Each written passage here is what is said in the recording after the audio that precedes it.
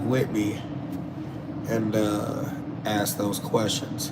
Because I'm seeing a lot of people pop off in the comments about uh, things relative to the traffic stops and all that stuff. So let's see who comes live and talks now. You know, I doubt they'll do that. It's easy to, you know, stuff like that. What's going on? What's going on? Can I even read the comments? Comments coming up.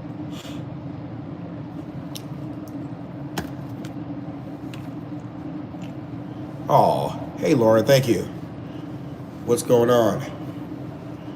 What's going on? The perverted penguin. That is a hell of a name, sir. That is a hell of a name. What's up? Hey, what's going on? All right. So, who had questions about the traffic stops? Some people were asking me, and I'm recognizing some familiar names. So, some people were asking me about the stuff regarding to the traffic stops, and I figured I was going to go live and talk about it. I appreciate the comment. Can you say my name, please? Show me out. Becky Sunflower. I'll say your name. What's up, Patah? Clemson Ben. What's going on? Charlie Boy. What's up? Can I show you out? What does that mean? I gotta be new to that. What does that even mean? You said that you like the way I handled it, courteous and respectful. Thank you, Robert. Thank you. I think you handled it perfectly. Thank you, Susie. Thank you. No problem, Becky. Am I married? No. Oh, shout out. Yeah, I did that already. But she said show out. Like, what does that mean? Am I rich? Hell no. I wish. You said, is that about my... Yeah, Patah. People kill me. What's up, Cheryl?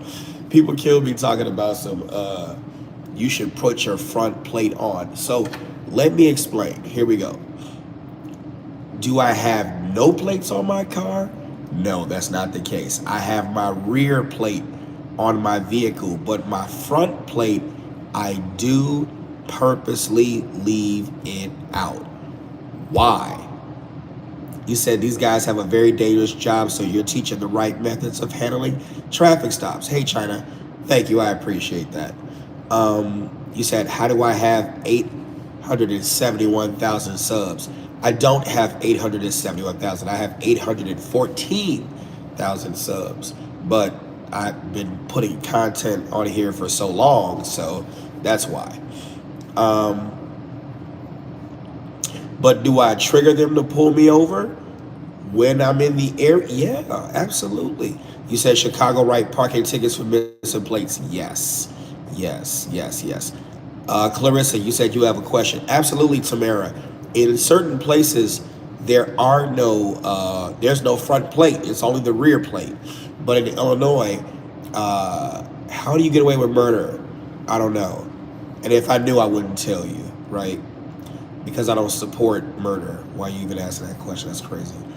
But do I keep the front plate off? Yes, I do. Now, do I have it and can I put it on? Yes, I can.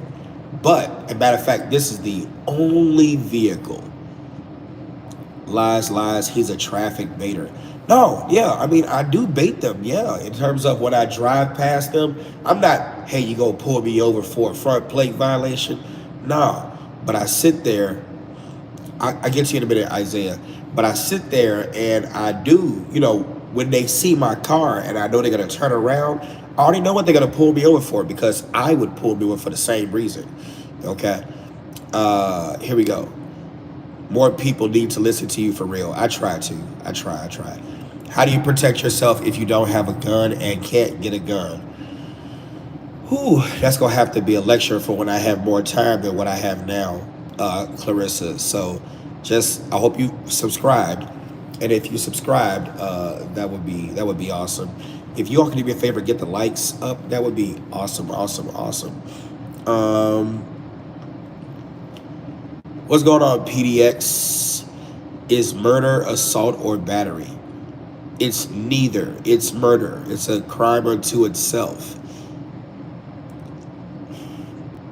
How come my dad has a car from the 70s and his plates are fake, but he has real plates inside, why does he not get pulled over? It can depend on where you are. It can depend on where you are. That's probably the best way I can answer that question. Really. Winnipeg, we have a lot of crime. Oh, you're in Canada. Oh, wow. Huh. So you just avoid carrying a gun in your car so you don't have to deal with the hassle of police. No, that's not it. That's not it at all. In a defensive shoot, do you teach 2-shot center of mass or more with large cap magazines, or does it change? To answer that question, I don't tell people how many times to shoot. That's unrealistic, right? So I'm going to spend some time answering that question, right? I don't tell people how many times to shoot. I tell them the situation will dictate what they likely will do, right? There's a lot of factors that go into how many rounds to discharge. So to tell a person to do 2 shots and then wait and see, just because you shot twice doesn't mean you're gonna hit. You don't even know if you hit. These are not tracer rounds that you're shooting and then all of a sudden pop, pop. You know, what you see on Hollywood or in Hollywood and on TV is not the same thing for a real shooting. So you don't know if what you did worked until it worked. I'm just saying. So I don't tell them 2 shots and then wait. That's not real.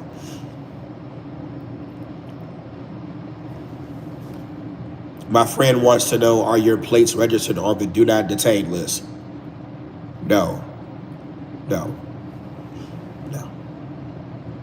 That was such a list. Shit, you got me asking questions now. Do I have a CCW in my car? Yes.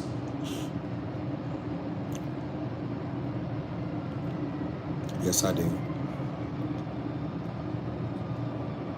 Yeah, I don't have no idea what she was talking about either. That's a do not detain list. She got me asking questions now. That's weird. Hope you all are doing well on Saturday. This is what I've been working on too. A book I just released called The Family Credit Report. The Family Credit Report. Do I think the baby should have gotten arrested for shooting a guy at Walmart for self-defense? No. No. Yeah, for sure. That adrenaline keeps gets pumping. It's hard to keep round count. Yeah, that wasn't realistic to shoot twice and then all of a sudden, no, it's not even close to being realistic. Oh, let's talk about something.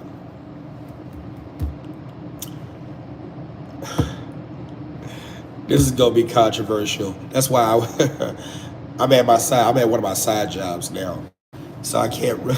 I can talk, but I don't have the video.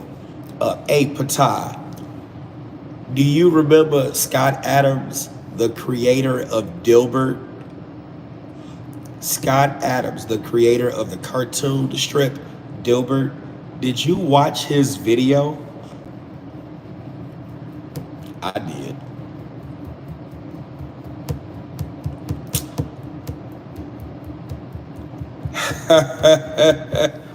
Oh, did you watch that video? I did. You said Scott Adams has lost his mind? Okay. Thank you for your opinion. Somebody else, what do you think about that? How many of y'all seen the Scott Adams? Here we go. On my page, I want you to be honest. I don't want you to think that you have to lie. I don't want you to think that you can't be yourself. Trust me, if it gets too hard, I'll pull it back, tell you to, but I want you to be yourself, right? You say you didn't watch it? I find it funny.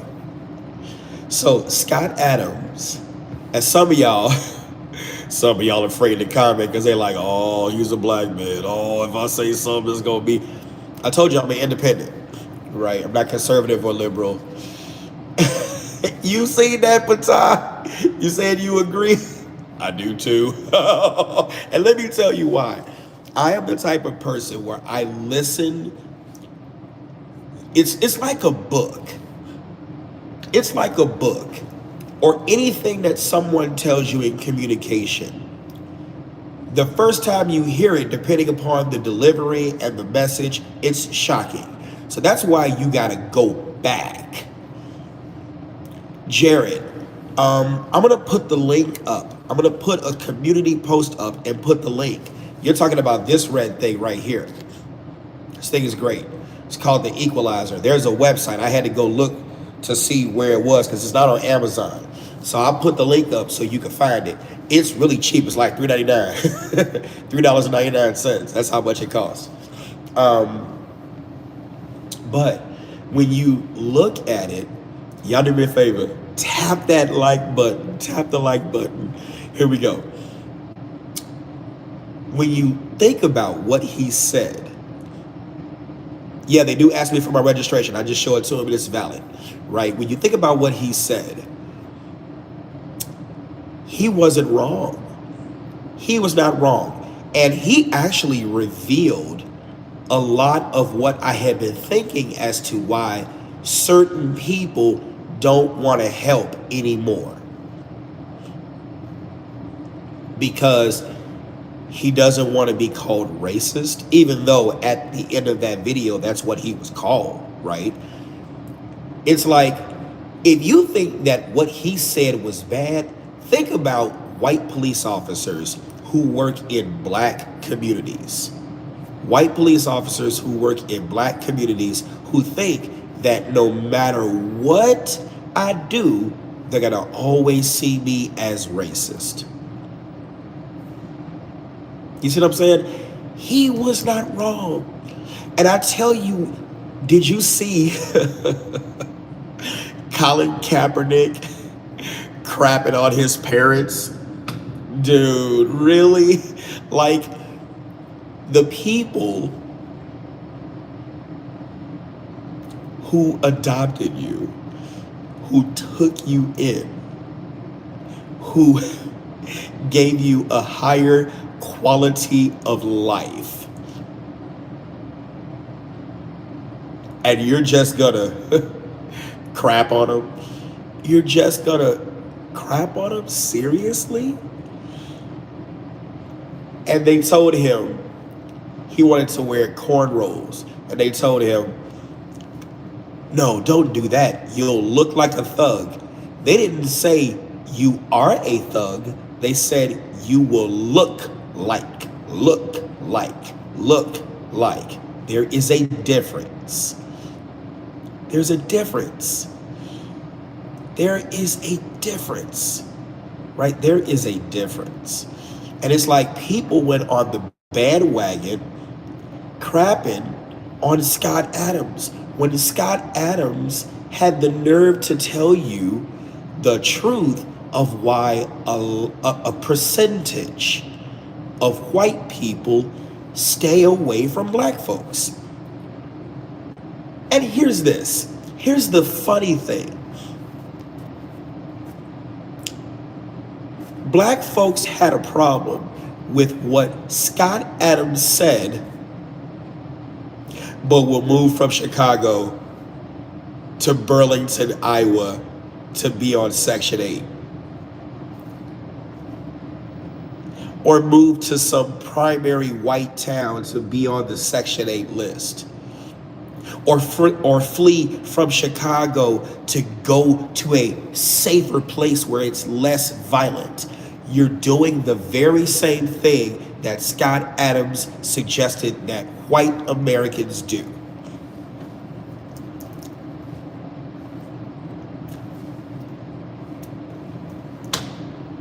Tell me I'm wrong. I'm a naturalistic observer. I like social experiments, right? I love social experiments. And this is what I see. And I'm curious, like, wait a minute. When you listen with intention, without bias, and you listen to what Scott Adams said, he said Stop helping because you are not going to get your return on investment. You got black folks in the community who are trying reading programs. They are not getting their return on investment. You got black folks who are trying to reach out to help other people to get resources only to get robbed, scammed, let down. Oh, I'm just saying. Put on a reading program. Nobody shows up. Oh, can we get a coat drop? You gotta pay to make book bag drop. People don't show. Mark Quinn, what's up, man? Ask people to go out there and patrol in the community. Mark Quinn, he gets people, but not as many as he should get. I'm just saying. It's crazy. And so he said, don't help because you don't get a return on investment. Is he lying? Is he lying? I'm just curious, right? What does the black community get out of Colin Kaepernick, who was abandoned by his black parents, who went and was adopted by a family who they took him in, they reared him and gave him opportunities and even still support him this day. Even still support him today. And he craps on them. Does that not bring validity to Scott Adams' point? I'm just saying.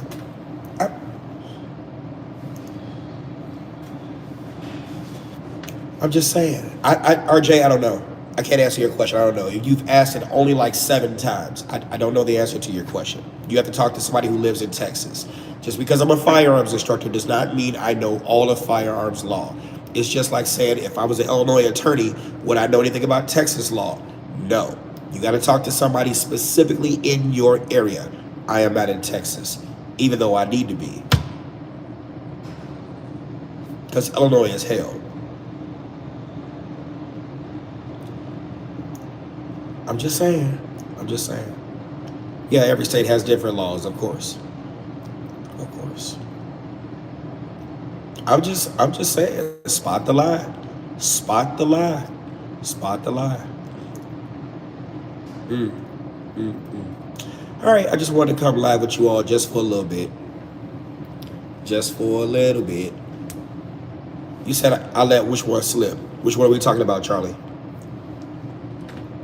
Facts on Illinois that is hell. Which one did I let slip? What are we talking about?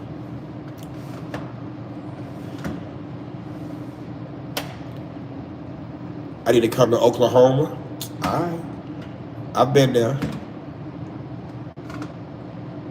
Have I done a small video on my EDC items? I can. I appreciate you too, Brandon. Thank you. I can. Yeah. I'll put one up soon. For a second, you thought I was EDP? I gotta look up who this EDP guy is. Matter of fact, let me look it up right now. Who the hell is EDP?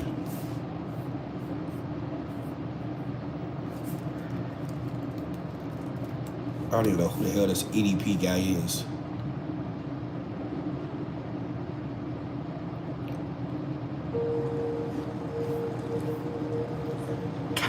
My ass looked up EDP. It was not what I thought.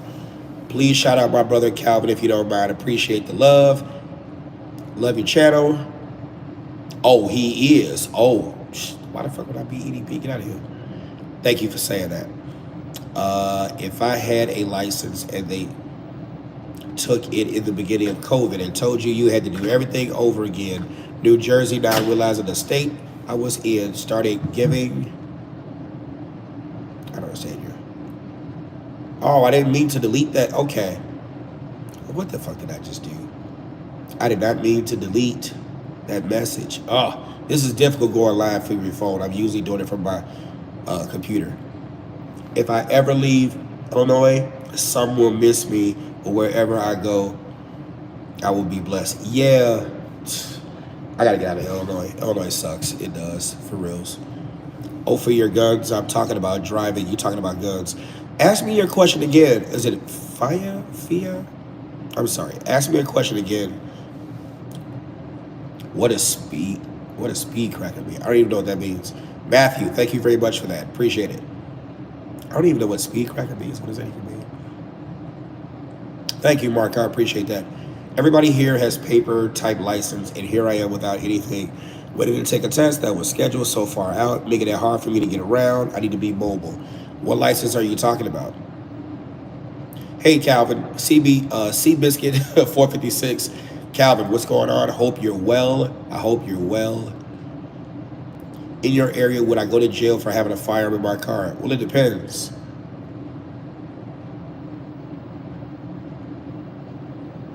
It depends.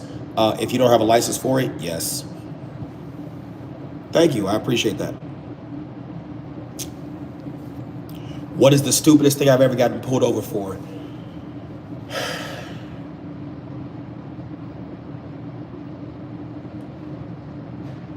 See, people think I get pulled over for a lot. I don't. And people think I get pulled over a lot. I don't. I don't. See, people see 7 videos and they think 7 videos is a lot. Now, maybe in your area, like one person said, I drive about 10,000 miles per month and speed a lot and have not gotten pulled over in about 4 years. The question is, how the heck do you get pulled over so much? Because I trigger them to pull me over. Now, I don't go next to them and say, can you pull me over? But by me not having a front plate, is it the case that they see it as a violation and they'll pull me over? Yes. Now, majority of the police do not pull me over. Some of them do. And it's mostly in Chicago. Why? Because Chicago has a high crime problem. Yes, thank you. Is it for content to teach us? Yes. It is absolutely for content to teach you all. Yes, absolutely. Absolutely. I am so serious. Enjoy your evening. Time to start dinner with the family. I love that. Milestone and a trip to the sea. Family matters. Have fun. Thank you. Enjoy your family. That is awesome. Why do I have a front plate? Why don't I have a front plate? I do have a front plate. I just have not mounted it. And because I want more content to train people, I leave it off. Do you know how easy it is for me to put the plate on? Every other vehicle that I've had, I have always had both front and rear plates. I'm just doing this just to get content to show people interactions with law enforcement can go well if you just treat them like a human being and just provide the documentation. Don't argue, and you got a high likelihood of getting out of it. Now, even if I do get a ticket, I earned it. That's it.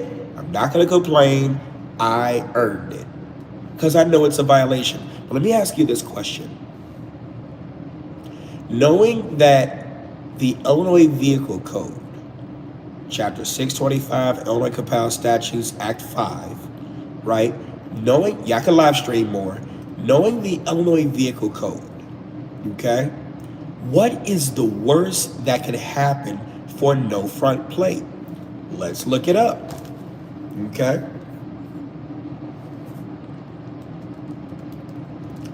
Even though I know what it is.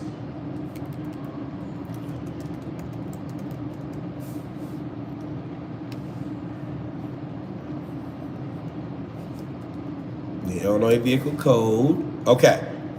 So, 625 Illinois Compiled Statutes, Act 5, Section 3-413, F as in Frank, which is no person shall operate a vehicle nor permit the operation of a vehicle upon which is displayed an Illinois registration plate or plates or digital registration plate or plates or registration stickers or digital registration stickers, except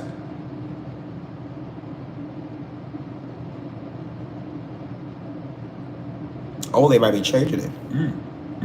Okay, here we go. The use of that is a petty offense. It's a petty offense. That's all it is, right? So if they give me a ticket, it's a fine-only matter. That's it.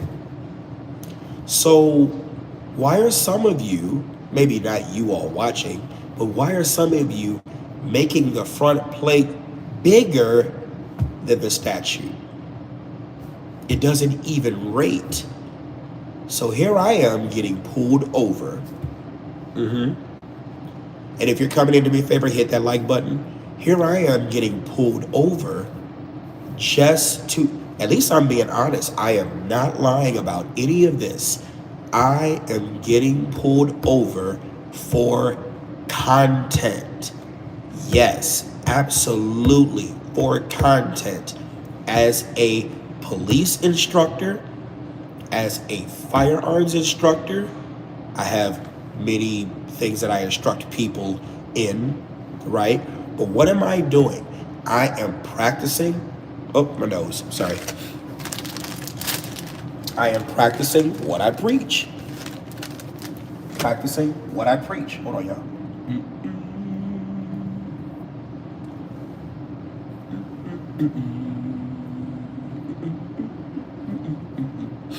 Got it. Yay. I am practicing what I preach. That's it. I appreciate you too, Annie. I am practicing what I preach, and I'm just showing you all, right? So, what would be the purpose? Hey, Katie, what's going on? How are you? So, the reason I put my hands like this on 11, right, is so the angle of approach, right? And I'm going to do a video. I'm going to do a video that's instructing people as to why I do what I do. And I want you to see what I'm looking at if I were the police officer conducting this traffic stop. You see what I'm saying? Because it's one thing to say it, it's another thing to take you on the journey as if I were a police officer. Now, I did a video like this before. I gotta find it, pull it back up, whatever. But I wanna do a new one, right? I wanna do a new one. And it's to show you the placement of the hands is to trigger the brain of a trained law enforcement officer. See, if you haven't been trained in the academy and you're not a trainer, then you won't know psychologically why I'm telling you to put your hands like this. Some of you will say it's stupid. Some of you will say it makes no sense. Just put your hands on 10 and 2. Cool story, okay? Because traditionally, that is what is taught. But if you put your hands on 10 and 2, most people are what-handed? Right-handed. So the officer sees the left hand, but doesn't see the right one. You're gripping the steering wheel, but from here to here is quicker than from here to here. And so one thing that officers are trained to look for are the palms. The palms. If you do a lot of defensive tactics training, if you do a lot of traffic stops and vehicle stops and occupant control training, the one word you hear, right? The brain is a wonderful creation. The brain is a wonderful creation, but the brain is also slave to repetition. And so palm, palm, palm, palm, hands, hands, hands, hands. The brain is taking that in, taking that in, taking that in, taking that in. So that's what they're used to seeing. Hands, hands, hands. That's the first thing they want to see. So I show them what they want to see. That way they can come down just a little bit. Now it's the interaction with me, and it brings it down just a little bit more. See, some of you motorists, privilege, not all of you, privilege, right? That's a thing. That's a thing. Hey, cops got privilege too. So don't get offended because you hear the word, right? You might get triggered because it's misused, but there is some people who exercise that privilege, right? But here's this. You're playing chess, not checkers. The ones who get triggered are the ones who are playing checkers. They're looking for every move instead of the right strategic move. So I want to put my hands here. I'm talking to the brain, not the officer. I'm talking to the brain in the officer. And then, because you said they also have training, right? Oliver Johnson, let me give you a preface. I want you to be honest with yourself. Are you here to actually learn, right? Because I do not try to create conflict, creating comprehension. Did you catch what I said? I do not create conflict, creating comprehension. I'm only responsible for what I say. I'm not responsible for what you comprehend. And I don't play the victim narratives. If you are so black, you're blind, I will block. Did you hear what I said? If you are so black, you are blind, I will block. That's it. I don't get into arguments. I don't do that. I'm glad you're out. Peace. Thank you. You said, what did he say? What did he say that was wrong? I agree 100% with what he said. Facts are facts. Who's the he we're talking about? They also have training, right? Absolutely. That's all I said, David. Here are my hands. That was the only purpose of me doing that. Why? Because I actually have, see, not every police officer is the same. Okay? Not every police officer is the same. Policing is like a practice. Okay, I get what you're saying, Kyle. Policing is like a practice. Just because you have the badge, just because you have the authority, doesn't mean when you're on the road, every officer practices policing the same. It's a practice. And so having been an active police officer, having had an abundance of my share of traffic stops that I've performed, I know the way that people execute themselves in performing traffic stops. That's all that I'm saying, right? You get some people who will take their hands and throw it out the window. So where you got the arms all the way out the window, not taking into consideration that their arms could be hurt by a passing vehicle. You got some people that have their keys and they'll take it off, turn it off, and throw it outside for the keys to fly over the car and land in the ditch like I'm about to go get them. No, that's not going to happen, right? You get different people that take the keys off, throw it up on the dash, take their firearm out, put it on the dash. You have a variety of different ways that people execute or perform on traffic stops. I try to teach people a more simpler way. Now, if it deviates from what you know to be standard, that's okay. I get it. I get it. I'm just saying a simpler way to deal with the psychology of the officer. You don't know which officer you're dealing with. You don't know if you're dealing with a good officer. You don't know if you're dealing with a bad officer.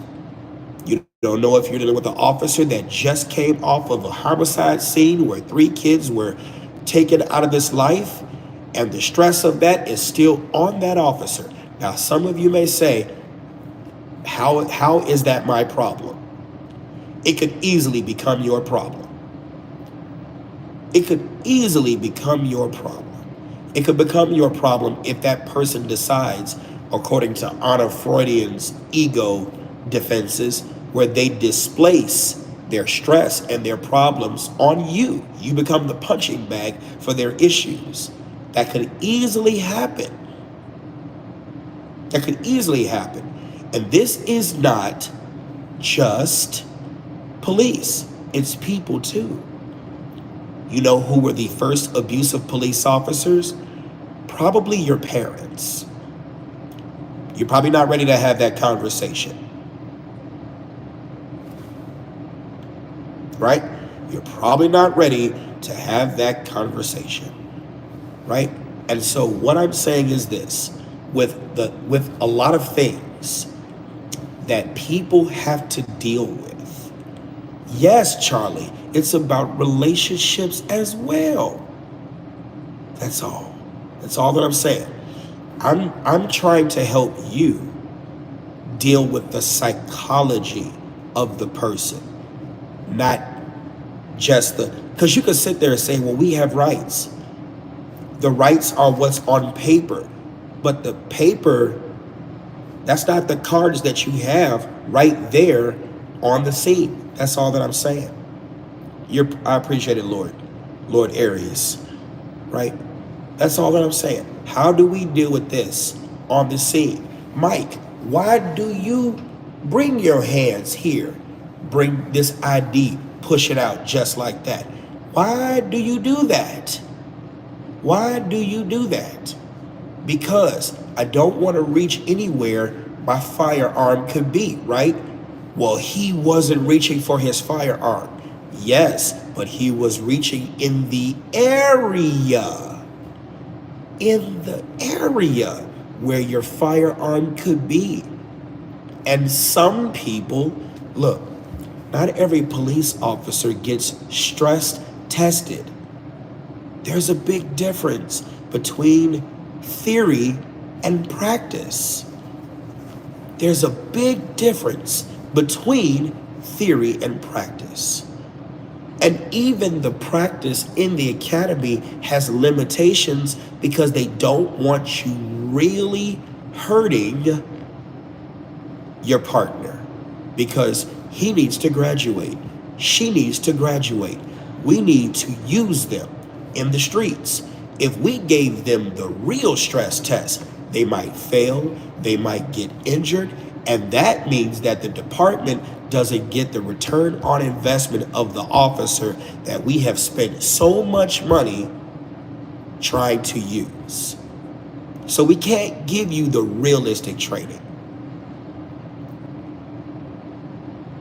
That's all that I'm saying. That's all that I'm saying. You have to understand, right? You don't have to like, you don't have to accept, just understand. That's it. That's it. That's all I'm saying. That's all I'm saying. That is all I'm saying. That's all I'm saying. So, and that's why I do these videos. Gigi, you say you're going to sleep? Have a good night. I'm afraid of cops asking for registration. Shabbat shalom. It's all good. Divine order. It's all good. You said good night. Should I consent to a search? It depends. I would say no, but there are times that I have used it as a tool and it worked, right? Have I ever had an officer ask me to remove my firearm and surrender it to them, or ask you to leave it somewhere off your body and have you step away from your vehicle? I remember one traffic stop I was on, and this was maybe about, what year was that? It's 2004. That was a long time, 2004. And I had rolled past CPD. It was southbound on Jeffrey, passing 93rd Street. They were on a traffic stop. And it was myself and my uncle in the car. I was out of the military. I was working for a DOC. And so I had my firearm on me and my credentials. But they pulled me over. They pulled me over. And as soon as they pulled me over, thank you, I appreciate that, JA. As soon as they pulled me over, they had me step out the car. They came up to the car door, had me step outside the car, and I didn't fight them. I just put myself on the hood, actually they just kept me in between the door jamb, and they put me right here. And so they pat me down. They saw my Glock. I had a Glock 19. Took it out, disarmed it, and they was like, "What are you doing carrying this fire?" There was no concealed carry in 2004. Correct. And they was like, "What are you doing carrying this firearm?" But they also saw I had a Boston leather holster. So they was like, "You the police?" I said, "No, I'm DLC." So they, grabbed my credentials, and they saw I had my star and my ID, and they said, "Oh, okay, we ain't know." And then they just gave me my stuff back, loaded it back up, handed it to me, and I put it back in, got inside the car. We was good. I wasn't tripping. Now, notice what I said. Here I am in law enforcement, right? In law enforcement, because corrections is law enforcement too.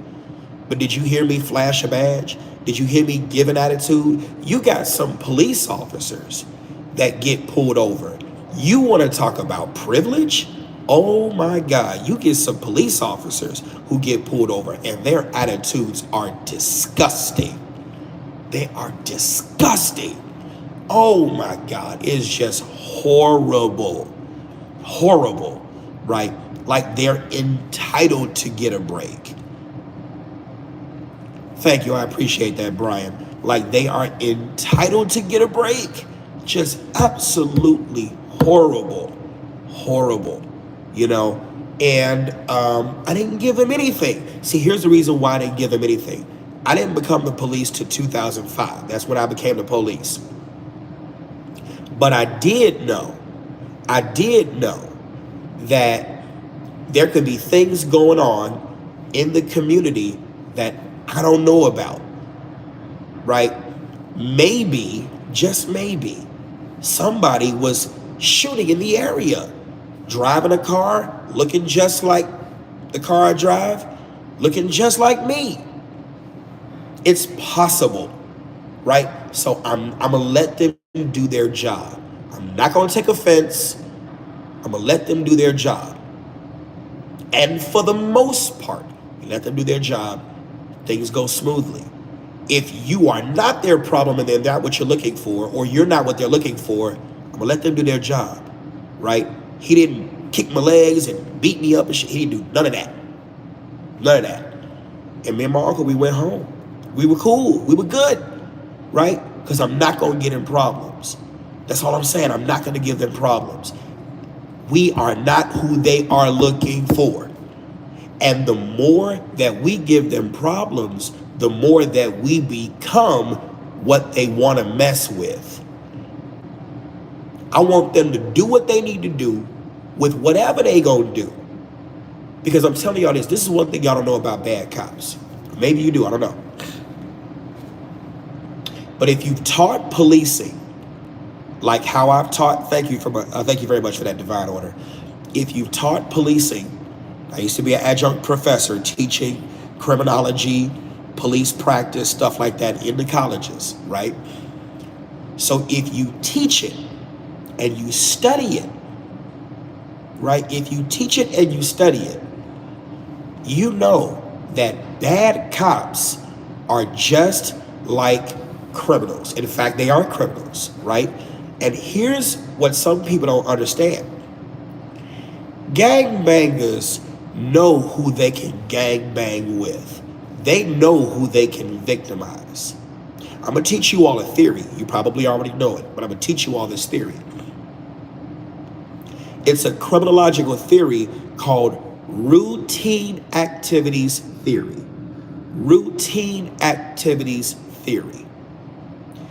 Absolutely. Privilege, I agree. Communication is the key. Yes. Routine activities theory. Right? Routine activities theory. If you can imagine a Venn diagram, you have 3 parts that equals crime. Right? 3 parts that equals crime. Here we go. 1, a likely victim. 2, a likely offender. And 3, the absence of capable guardians equals predatory crime. A likely victim. Not every person who commits crimes against people victimizes everybody. There is a certain type of person who is ripe for a certain type of criminal who wants to commit a certain type of crime. I'll say it again.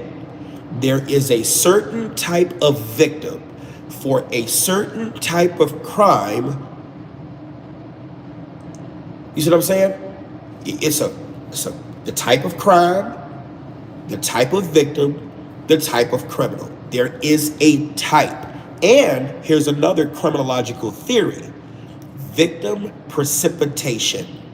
I hope you guys are writing this down. This is free game. Victim precipitation. If you look it up, these are the things that people do that make them likely to become a victim of crime. PC, society, will have you feeling bad for victim blaming. Now, should you ever shame? Absolutely not. Absolutely not. But should you advise people of what made them become a victim of this type of crime? Yes. Yes, Katie. I have my master's degree in criminal justice, bachelor's in criminal justice psychology and philosophy, been to police, been a detective, investigated homicides, sex crimes, crimes against the elderly. You know, when you're a detective in the suburbs, no matter which one it isn't like the city. The city, there are so many detectives and there's so much crime, you have to have detectives who specialize in certain areas. But when you work in the suburbs, you become a detective generalist. In other words, anything that comes through the door, you have to investigate it. So it could be a homicide. It could be a sex crime. It could be a variety of different crimes, right? Even motor vehicle crashes. Right? I've had to investigate those before. You know, reckless homicides, things like that. You become a detective generalist, right? And so I was also in internal affairs, right? So when I'm talking about what I'm talking about, I've got the creds to be able to prove it. I've got the experience to be able to prove it. I'm just saying, bad cops know who they can victimize, who it makes sense to victimize. Why? One, there is a type, and two, they don't want to get caught. They don't want to get caught. They don't want to get caught. That's all I'm saying. They don't want to get caught because if you're not careful about who you're victimizing, you could mess around and be victimizing, just like prime example. In one of the South suburban departments, there was two cops out there who had just recently been indicted federally for shaking down. Yeah, they don't want to get caught. Absolutely. So there were two cops who were recently indicted for shaking down a drug dealer. Why would you shake down drug dealers when drug dealers are known to be informants? That is too high of a risk. Why would you do that? And so they took a risk. They took a risk and ended up shaking down federal informants who let their handlers know. And now you're under federal indictment because what the feds may do is they may give you their pre-recorded money. And I'm talking big pre-recorded money too. So much money, you probably can't even spend it all in one place. And next thing you know, you shake them down, you got that money on you, you get popped with those pre-recorded dollars, they wearing a wire. I'm just saying. That's stupid. But you got bad cops who are not smart. You got those who are smart, and then you got those who are not smart. I'm just saying. Right? Now, you said, does recording the police anger them? How do I get the videos? How do I get the videos? In fact, what I'm going to do is when I go back to my car, I'm going to take a picture of exactly where my phone is, right, in relation to where I am in the vehicle and how I'm in. Some people are like, oh man, you got your phone ready to record. No, that's where I keep my phone anyway. I can't help the fact that it's easy to record. I just know how to do it. Why? Not only am I an educator, but I'm a content creator too. And the content is things on law enforcement, things on parenting. When I'm teaching the boys in my mentorship program, I create content. That's it. Yeah, they can see my recording. They walk right up to the vehicle and they see me recording. In fact, if you go back and listen to one of the videos, you could hear he was a Hispanic cop. He was like, I can see you recording. I can see your hands. He was asking me if I had guns, if I had this, if I had that. They recording too. We both recording each other. That's all it is. You said you keep your phone in the alien phone holder? Yeah, mine is in the OtterBox. Yeah, I swear by OtterBox. So I keep my phones ready. Recording the police is not a crime. Not now. In Illinois, before it used to be. It used to be. It's not anymore. It's not anymore. So, hey, Mike, I love what you do. Shared with my husband your method on how to lay your hands at the lanyard for the credentials and how to remove your credentials with your thumbs, and they thank them. I appreciate that. Thank you. Have I seen the videos done by Detective Matt Thornton? He seems like a solid brother. No, I haven't, but I'm going to look it up. Am I a cop? No, I used to be. No, I used to be. I like that you make sure you let the window down, communicate clearly, and keep your hands in plain sight. That's it. That's all I'm doing. And I know I got tents, so I let all my windows down. That's what it is.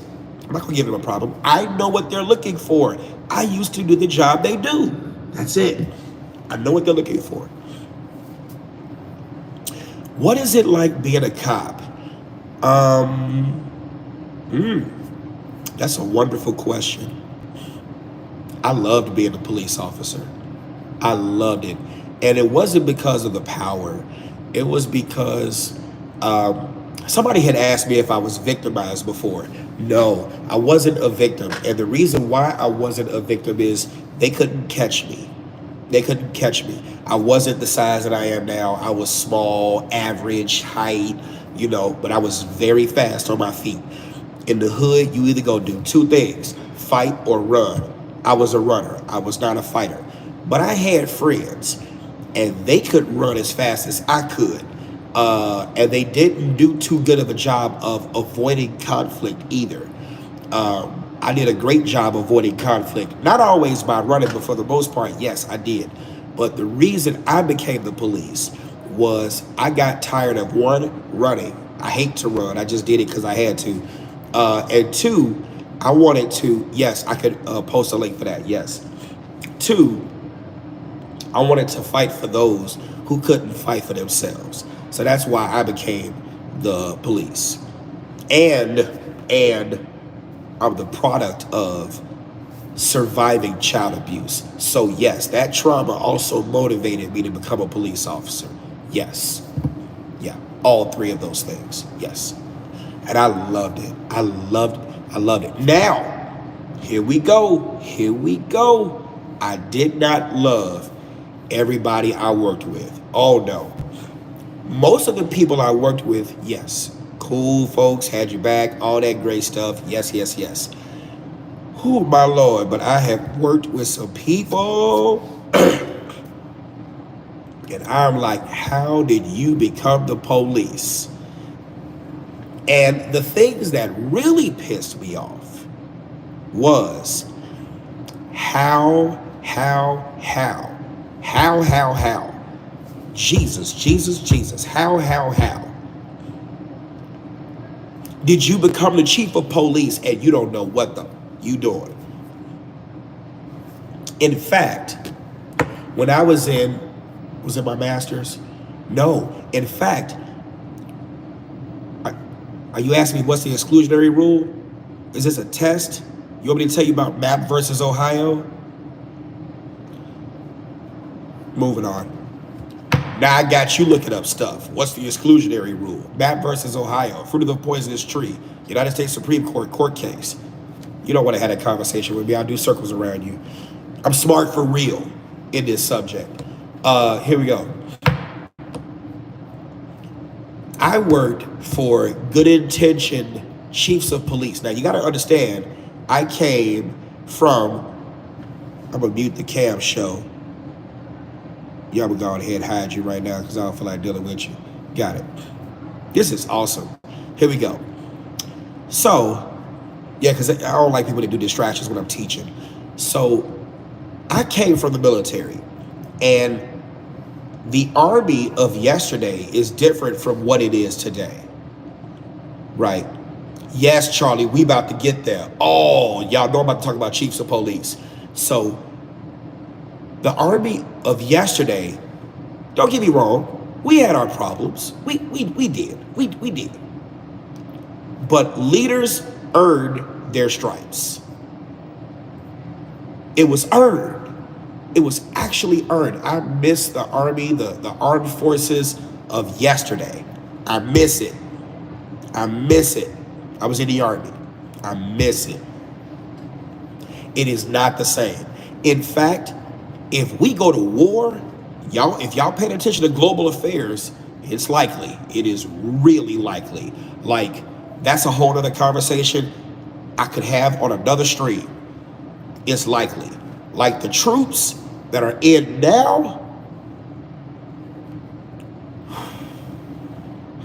let's just say special forces and those who are, combat minded, they're going to have to work overtime because the combat service support,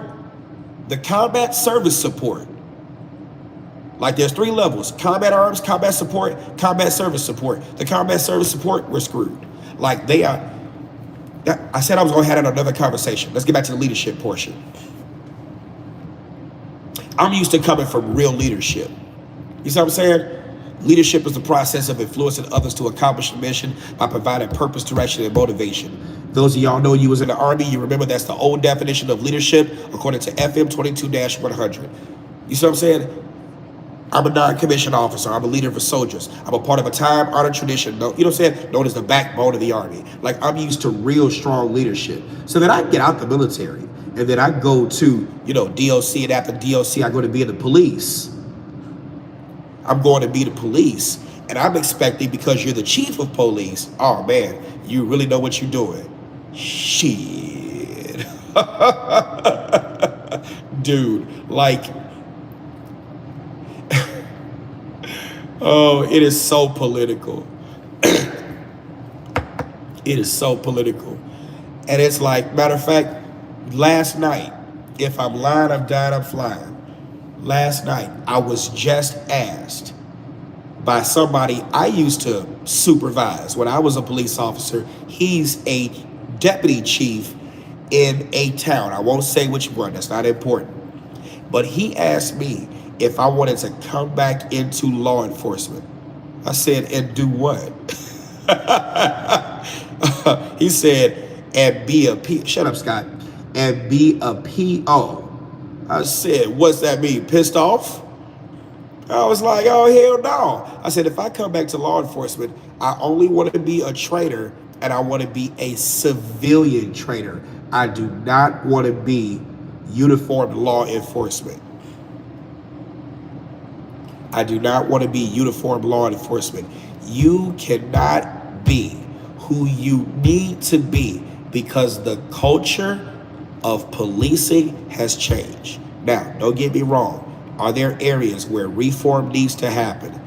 Yes. Yes. Not 100%, but there are areas that are in need of reform. But the other half of that reform is the community is not being honest about its BS either. It's not being honest about its BS either.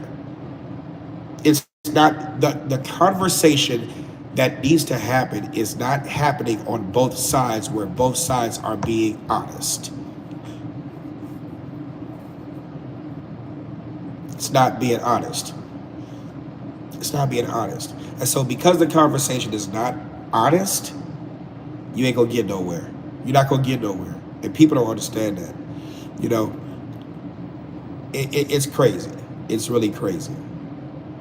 Alan and other people say put your plate on, but they miss the conversation in terms of why I don't have it on. Look, let me tell you something. When you come into class, shut your mouth, grab some pen and paper, ask questions, catch up, and then pop your questions in, and then maybe I'll answer them. But when I go live and I stream, class is in session. I'm just saying. I appreciate that divine order. Yeah, don't jump in and start boy, I'll shut you out the whole live. I don't care. I'm critical about my platform. I don't play with that. Here we go. So, did I love policing? Yes, I did. I really, really did, and I believe I excelled at it. I got high. Yeah, I was go for it. Oh, I loved it. I loved it. But when I looked at how political being the chief was, and one of the departments I worked for, I was actively trying to actually be.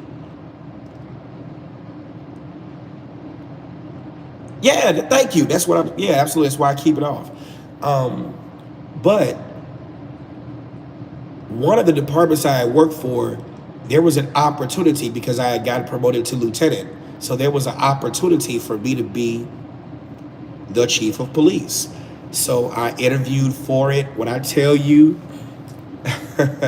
I had plans because I was already in the capacity that I was in as a lieutenant. I was writing policy.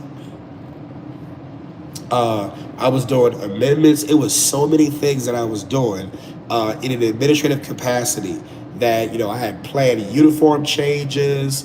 I was really going to bring a sense. It was like it was going to be a it was a small police department. So I was able to do that. It was going to be a revitalization of the police department and everything. It was great. It really was. I had plans and budgets. It was great. It was great. It really was. But I didn't even get a chance to do it because I recognized that the chief of police is also like a politician. And there is no job security unless you work in a town where your politics as the chief, even though law enforcement is supposed to be apolitical, it's usually at the rank and file, right? It's not at the exempt level. You know what I'm saying? Where you're like a commander. I would say if I'm using Chicago Police's ranking structure, I would say from police officer all the way to maybe lieutenant is probably apolitical, even though when you become a lieutenant and captain, there are certain levels of politics, and certain sergeant positions where you have to play politics, right? And I'm not talking discretion. Discretion at the operational level is different from politics because the politics of it is just wild. But when you start getting to commander and deputy chief, you start talking about superintendents and first deputies, and then Chicago police. When I was young, you had so many assistant deputy superintendents and deputy superintendents, stuff like that. So it was very superintendent top heavy. But the politics between aldermen and trustees and mayors, I actually drove for the mayor that was previous to the one I was interviewing with, so going to these political dinners and, you end up shaking hands because you're there, you're there. So it's a lot. It's a lot. It really is. And the only way you're not going to have a hard time as a police chief is if your politics align with the politics of the mayor, and it's in the best interest of the town and the police department. In other words, because law enforcement is considered to be a conservative institution. Now, it's supposed to be apolitical, but it's considered to be conservative more than anything. When you think of law and order and you throw in politics, you don't think liberal, you think conservative, right? No, I'm not a pastor, but I do ministry. It's considered to be conservative. So I would argue there's more job security in conservative towns with conservative mayors and conservative police chiefs who value law and order and family.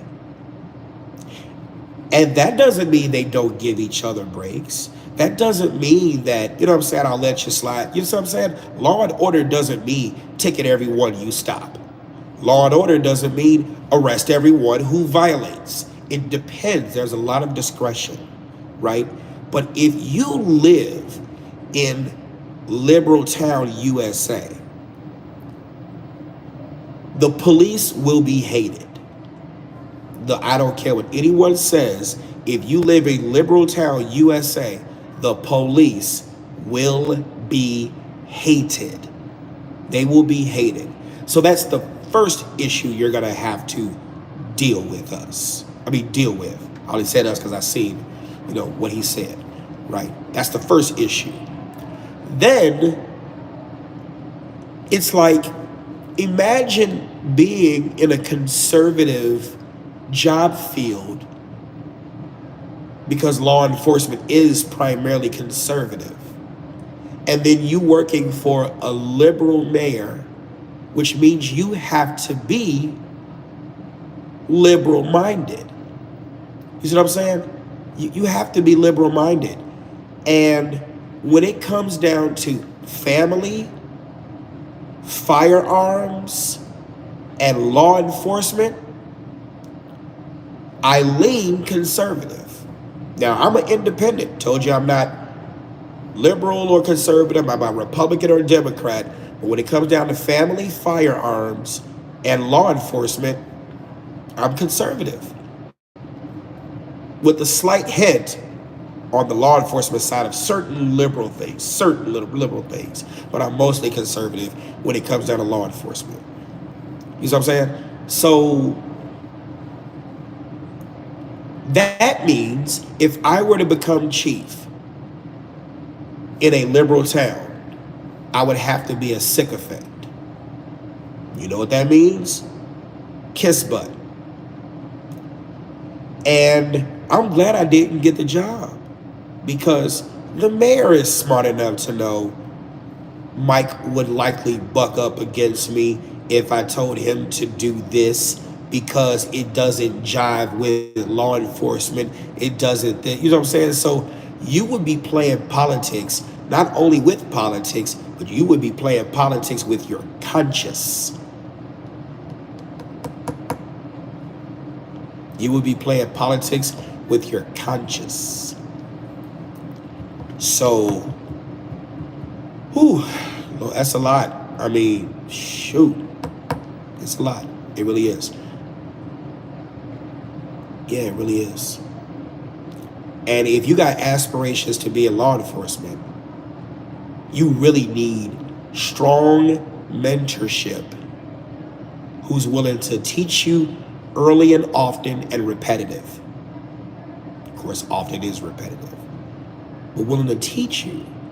Not just tell you something and then just walk away. Of course it sticks, but just teach you. Oh, it's so much. It's so much. It's so much. So I hope that answered your question. I don't even know if they stuck around. Have I always had the same political view when I was young? Yeah. So that's a wonderful, these are wonderful questions. Boy, I love this live stream. I'm doing this shit on my phone. Okay, so let me explain when I was young. I'm not half, I don't even know my whole ancestry, but from what I gather, I'm black, right? I am black, but you get what I'm saying. Right, so born and raised, black home. Dad wasn't there. But dad wasn't there because dad was kept away. That's a whole other story. He wasn't abusive. He wasn't this. He wasn't, you silly, Katie, you silly. Yeah, but you know what I'm talking about, right, Katie? Because you talk about that whole, well, you're quarter part Nigerian, little Indian, such and such, this, that whole ancestry stuff. I don't know, whatever. But yeah, I'm black. So, you know, raised by my mom, who was the product of abuse. I didn't know. She abused. I knew that. So my grandmother raised me. I was blessed and fortunate enough to have seen and known my great grandmother, my great great grandmother, my great grandmother, my grandmother, and my mother. My grandfather and great grandfather. Grandfather divorced from my grandmother. Great great grandfather passed before I was born. Great grandfather passed before I was born. So I do know those things, but I know their names, which I got to add that in this book. I'm doing a book on that too right now. But I was born and raised on the south side of Chicago, and my mother, what did she do? She was a temporary worker. A lot of secretarial stuff is what she did. Grandmother, nurse, LPN. Great grandmother, I'm getting somewhere with all this. Great grandmother, insurance agent. She retired, living her best life. Owned properties. Great great grandmother, I don't know what she did, but I know she was retired, and she owned properties too. And I am almost certain that my great great grandmother and great grandmother were Republican. I am almost certain of it. Let me tell you why. Because every time I go to vote in Chicago, I run across more black elders, more black older folks who are Republicans. I go in the polling area and I see that little tag that says Republican judge and they're black. I'm like, I get it. Martin Luther King was a Republican. You know what I'm saying? So I get it. So that's something. But I guarantee you they were Republicans, because if you look at the Republican Party platform, they love family. Family is big on that platform. Democrats, whatever, right? You don't see it. So, my grandmothers and my mother never threw race in my face. They never threw race in my face. They didn't remind me I was black. They didn't tell me about political struggles, right? I mean, don't get me wrong. I remember where I was when Harold Washington was elected. I remember where I was when he died. I remember that day like the back of my head. It is ingrained in my head. But they never threw the victimization narrative. They never threw you're black, you're a Democrat. They never threw that in my face. Never. I cannot ever recall a memory of that. What they did talk to me about was the character of a person. My grandmother, great-grandmother, and grandmother went to two different churches in Chicago.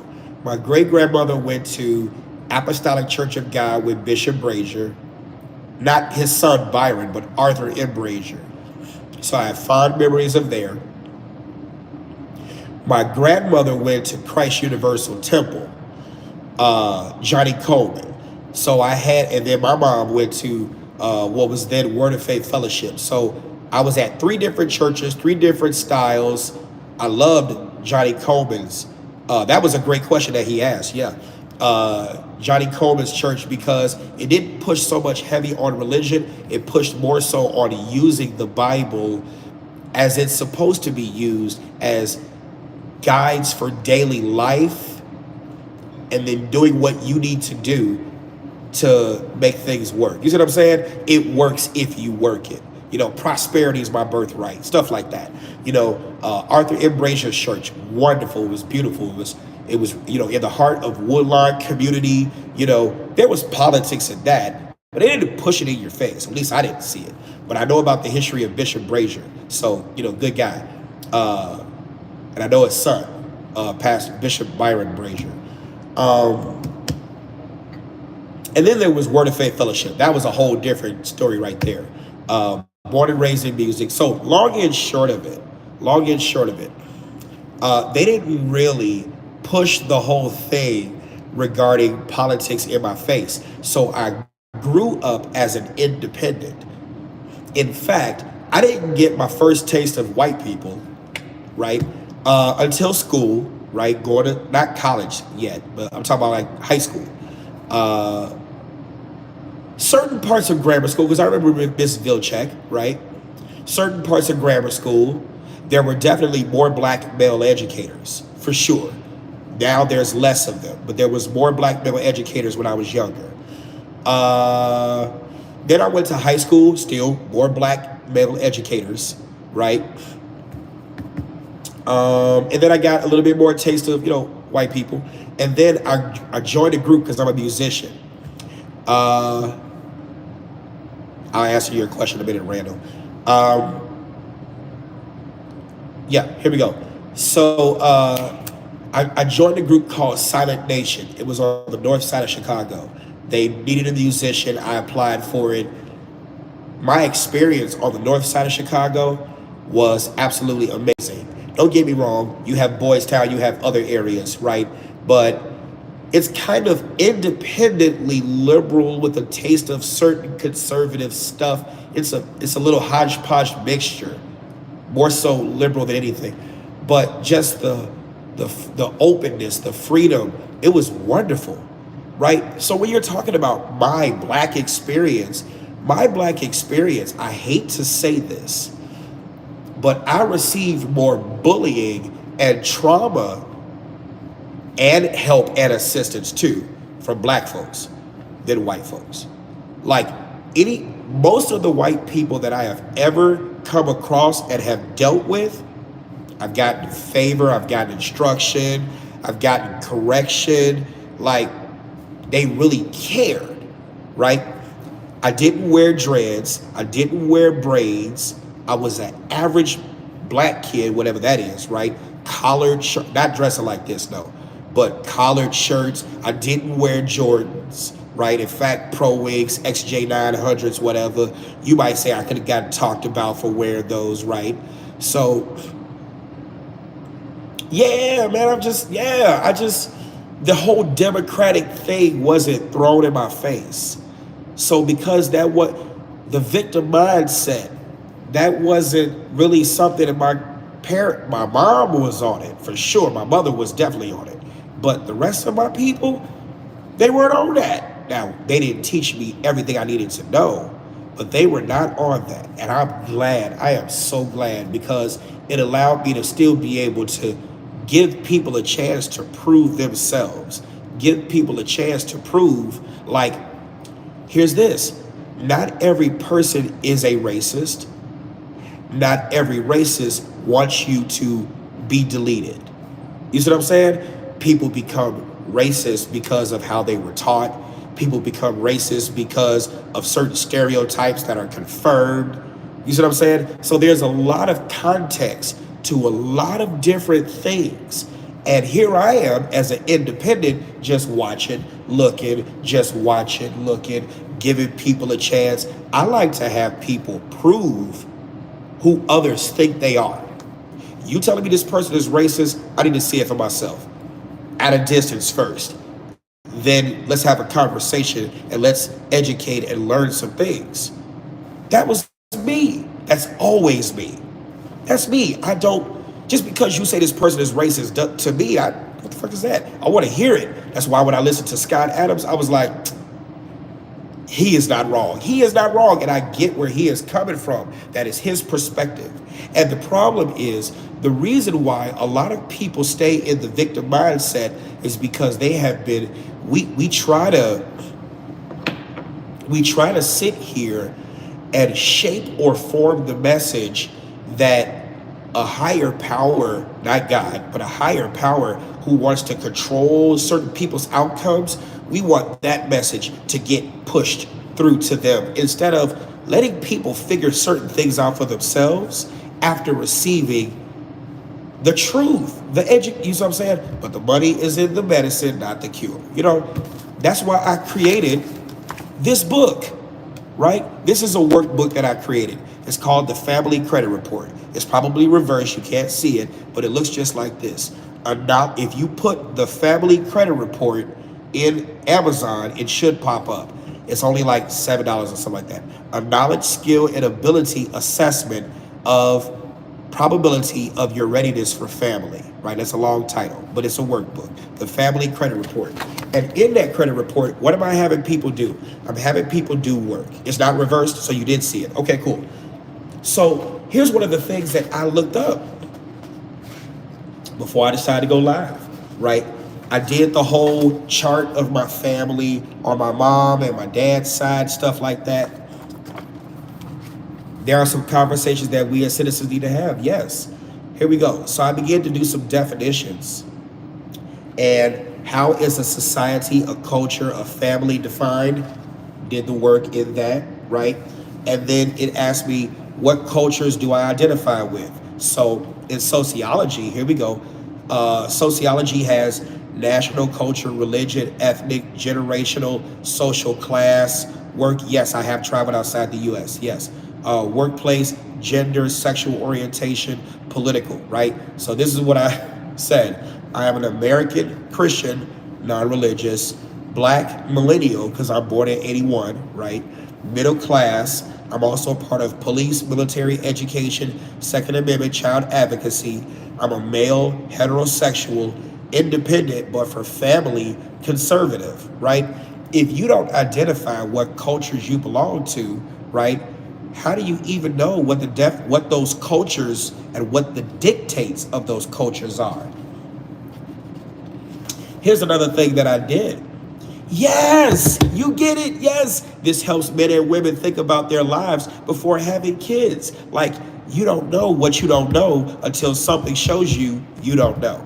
Does that make sense? Here we go. So then I looked at what is a value, norm, custom, and tradition. Please define. So value, noun, relative worth, utility, or importance. So of course there's various definitions, but I picked the one that's kind of the most relevant, right? Custom, noun, usage. You're gonna find value in this, so just hang tight with me. Here we go. Custom, noun, usage or practice common to many or particular place or class or habitual within an individual. Repeated practice, right? Norm, noun, a pattern or trait taken to be typical behavior of a group, right? And here we go. Tradition. You're gonna like this. Ooh, you're gonna like this. Because people talk about generational curses, which I've kind of renamed culturally cultivated and family shared chronic trauma, right? Here we go. Tradition, an inherited, established, or customary pattern of thought, action, or behavior, or the handing down of information, beliefs, and customs by word of mouth or by example from one generation to another without written instruction. That is powerful. So let me ask you this. Is single families tradition of certain cultures? You said this sounds like a roadmap for life and something a lot of people grew up without. Absolutely. Absolutely. And that's why I created this. I created this workbook so people could do the work, and you do it in pencil because you may have to erase. I'm just saying. Here we go. It's a lot of stuff. It's a lot of stuff. And so you don't know what you don't know until something shows you you don't know.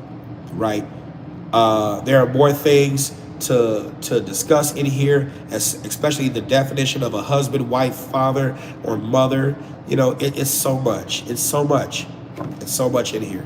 So, yeah, I just want to go live with you all and just talk to y'all about that. I've taken up a lot of your time, you know, and I returned a couple of phone calls. But I appreciate you all for hanging out. I really do. I don't know anything about gunsmithing except knowing what it is. So I couldn't even tell you anything that could help you. It's been fun, Katie. I appreciate you all. If you do want to go get the family credit report, right, you can support the channel. Go to Amazon. Go to MikeBrownsBooks.com. You can purchase any of those books. Yes, we should get rid of Clear President Danger. Yes. Any of these books, $5 on my website, MikeBrownsBooks.com. The Family Credit Report, you can also buy it on Amazon. That type of stuff supports the channel. I'm gonna go ahead and grab something to snack on. What time is it? 5. It's time for me to eat because I want to eat after 7. So yeah, I'll see you all later. I hope you all. Yeah, thank you, 7. That was an outstanding question. Paul, you're something else. No, I haven't put the front plate on, and I'm probably not going to put the front plate on because I do want more officers to stop me. And I don't want the bad outcomes, right? But I do want more officers to stop me so I can keep on creating videos that shows the consistency of how stops mostly go. Does that make sense? How stops mostly go. Some of them you do have problems. Most of them you don't have problems. So I'm going to keep the plate off and, content comes. At least I'm honest. But I'm going to tell you, yes, I'll put it on. No, this is a social experiment, right? It's a social experiment. So you all take care. I'll see you later. Bye.